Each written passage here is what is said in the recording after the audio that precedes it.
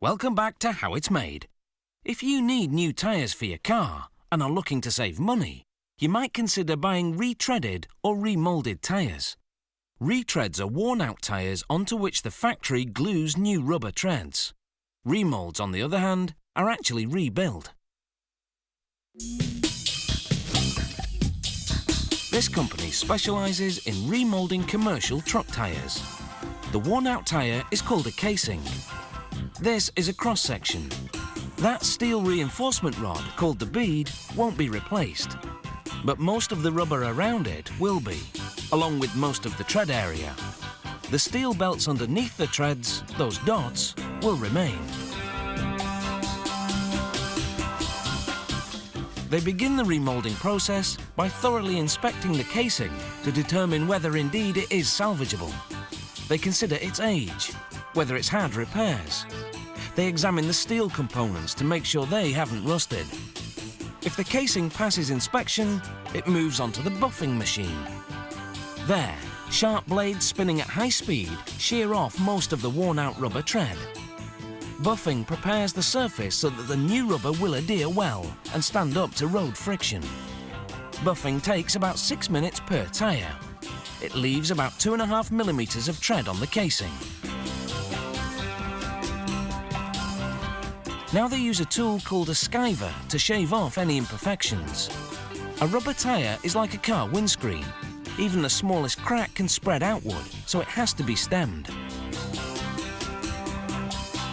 After excising problem spots, they smooth them with a grinding stone. Then they repeat the buffing, skiving, grinding procedure on the sides of the casing. But they use a less abrasive grinding stone because the sides don't need such aggressive treatment.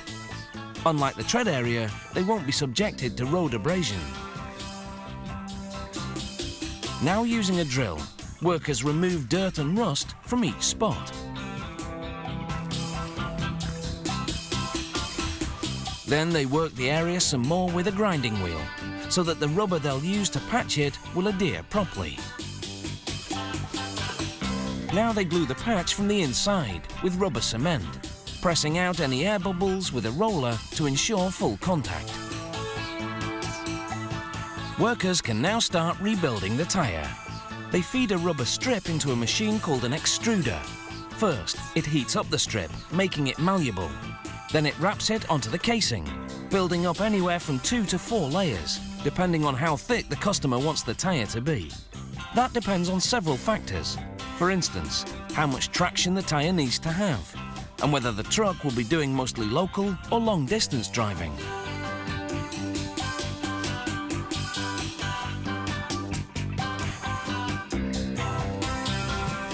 Now they apply a wider rubber strip to the sides, building up 1 to 3 layers. The choice again, depending on the customer's thickness needs. Using a perforating roller, they release the trapped air. This enables the layers to adhere well. Now they sprinkle the tyre with rubber powder, residue from the buffing. This will prevent the tyre from sticking to the mould. The mould consists of 2 sections which allows it to open wide enough to receive the tyre. The backward lettering inside will imprint the remoulding company's brand name on the tyre.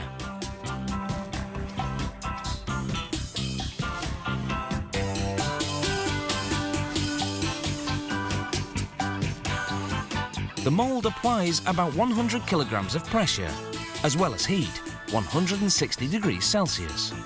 This fuses the molecules in the old and the new rubber, a chemical reaction called polymerization.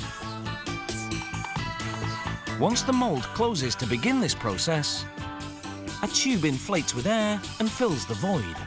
This provides counter pressure so that the tyre doesn't get crushed.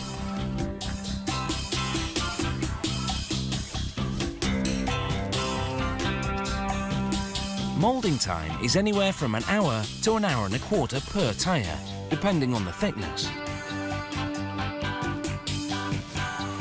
After extracting the tyre, workers remove the seams of excess rubber with a special comb. Depending on the size and type, a remould is 30 to 60% cheaper than a new tyre. At considerable cost saving, this remoulded tyre is now ready to hit the road.